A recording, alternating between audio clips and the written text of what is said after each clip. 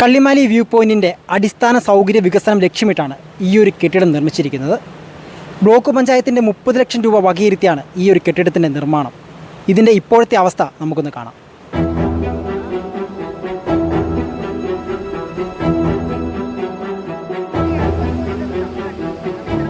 ദിവസവും നൂറുകണക്കിന് വിനോദസഞ്ചാരികൾ കടന്നു വരുന്ന ഒരു സ്ഥലമാണ് കള്ളിമാലി വ്യൂ പോയിൻറ്റ്.